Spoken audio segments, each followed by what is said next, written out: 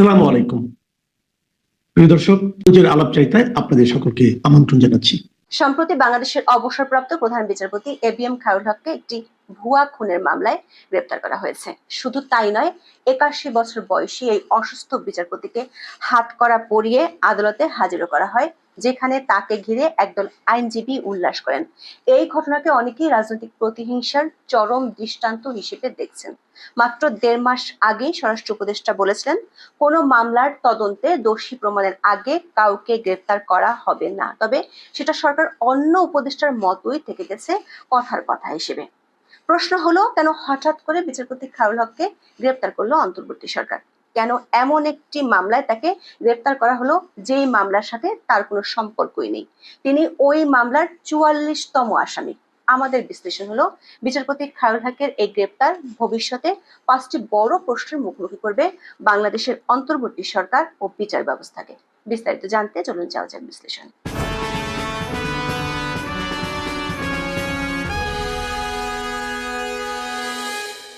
গত ২৪শে জুলাই ভোরে বিচারপতি খায়রুল হককে তার ধানমন্ডির বাসা থেকে আটক করা হয়। এরপর গোয়েন্দা পুলিশের দপ্তরে সারাদিন বসিয়ে রেখে রাতে ঢাকার চিফ মেট্রোপলিটন ম্যাজিস্ট্রেট আদালতে কাঠগড়ায় তোলা হয়।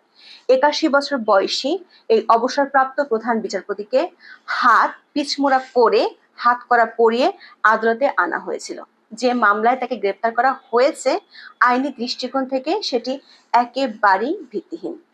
২০২৪ সালের ১৮ জুলাই সরকার বিরোধী আন্দোলনের সময় ঢাকার যাত্রাবাড়ির কাজলা এলাকায় গুলিবিদ্ধ হয়ে ঘটনাস্থলে নিহত হন যুবদল কর্মী আব্দুল কাইয়ুম আহাদ।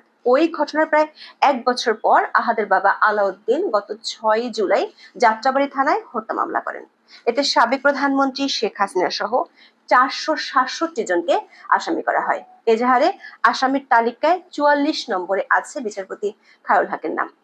গত বছরের জুলাইয়ে নিহত আহাদের বাবা মোহাম্মদ আলাউদ্দিন নোয়াখালীর বেগমবাজার নরোত্তমপুর ইউনিয়নের বিএনপি সহ সভাপতি। এজাহারে তিনি অভিযোগ করেন, গত বছরের ১৮ জুলাই বিএনপির মিছিল যাত্রাবাড়ি থানার কাজলা পুলিশ বক্সের সামনে পৌঁছালে পুলিশ ও আওয়ামী লীগ এবং তার অঙ্গ সংগঠনের নেতা কর্মীদের গুলির মুখে পড়ে মিছিলটি। এতে গুলিবিদ্ধ হন আহাদ।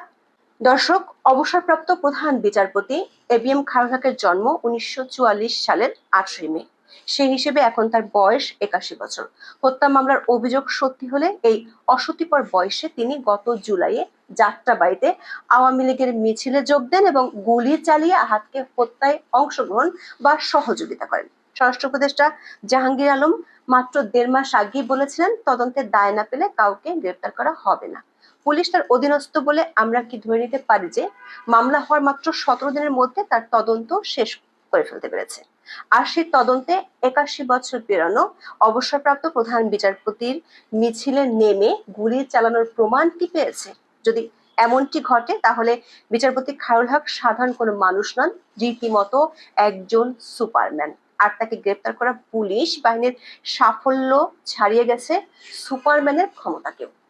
ব্রিটিশ সাংবাদিক ডেভিড বার্গম্যান লিখেছেন, যে পুলিশ তাকে আটক করেছে, যে ঊর্ধ্বতন কর্মকর্তারা তাকে আটকের নির্দেশ দিয়েছে এবং যে ম্যাজিস্ট্রেটরা তাকে কারাগারে পাঠিয়েছেন, তারা এবং এই প্রক্রিয়ার সাথে জড়িত সরকারের সবাই ভালো করে জানেন যে হত্যাকাণ্ডের সাথে বিচারপতি খায়রুল হকের জড়িত থাকার কোনো প্রমাণ নেই এবং ভবিষ্যতে কোনো প্রমাণ সামনে আসবে না। সুতরাং এই গ্রেপ্তারের জন্য কোনো ধরনের আইনি বা বাস্তব ন্যায্যতা নেই, যা যথাযথ প্রক্রিয়া বা মৌলিক আইনি নীতি সুস্পষ্ট লঙ্ঘন বলে মনে করেন ডেভিড বার্গম্যান।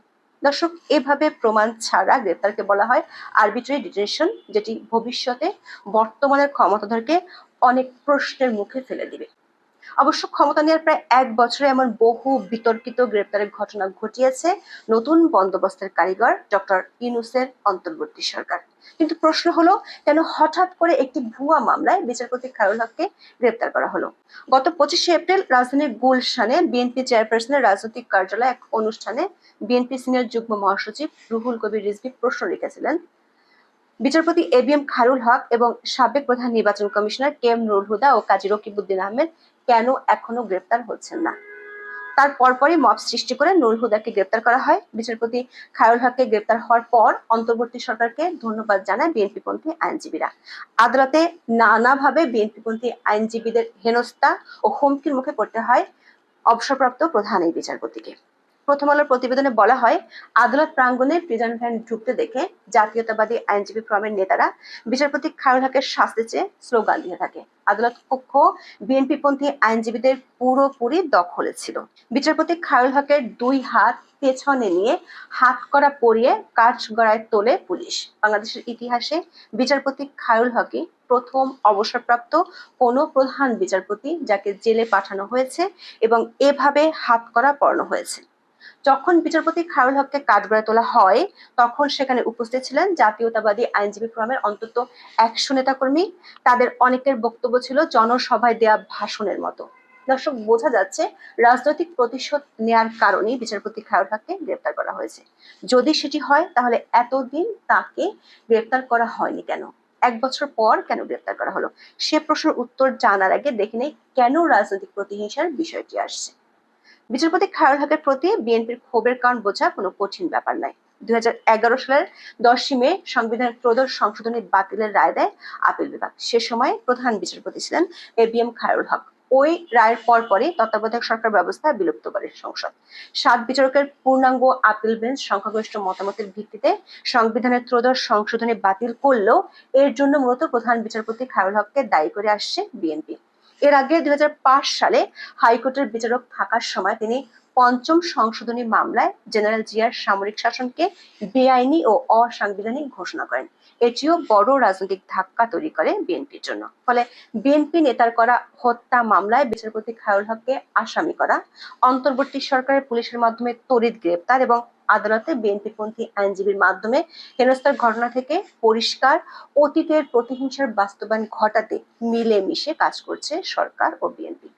সবচেয়ে বিস্ময়কর হলো, খায়রুল হককে হত্যা মামলায় গ্রেপ্তার দেখিয়ে আদালতে নেওয়া হলেও বিচারকের সামনে রাষ্ট্র ও বিএনপির আইনজীবীরা সেই মামলার বিষয়ে বলতে গেলে কোনো কথাই বলেননি। তাদের সবার ক্ষোভ ছিল বিচারক থাকার সময় বিচারপতি খায়রুল হকের দেওয়া রায় নেই। এতে স্পষ্ট আইনের শাসন প্রতিষ্ঠার উদ্দেশ্যে নয়, রাজনৈতিক উদ্দেশ্য পূরণ করতে গ্রেপ্তার করা হয়েছে অবসরপ্রাপ্ত প্রধান এই বিচারপতিকে। কিন্তু এখানে একটি গুরুত্বপূর্ণ প্রশ্ন উঠে আসে, সেটি হলো কোন বিচারককে কি তার দেওয়া রায়ের জন্য ফৌজদারি অপরাধ হিসেবে গণ্য করে গ্রেপ্তার করা যায়? বিএনপি ও সরকারের বিজ্ঞ আইনজীবীরাও জানেন, যেহেতু সর্বোচ্চ আদালতের রায়, সেহেতু ওই রায়ের জন্য সর্বোচ্চ আদালতের কোনো আদেশ ছাড়া কিছুই করার নেই। সাংবাদিক ডেভিড বার্গম্যান বলেছেন, বিচারিক সিদ্ধান্তকে ফৌজদারি মামলার অজুহাত হিসেবে ব্যবহার করা বিচার বিভাগের স্বাধীনতা ও আইনের শাসনের নীতির উপর সরাসরি আঘাত।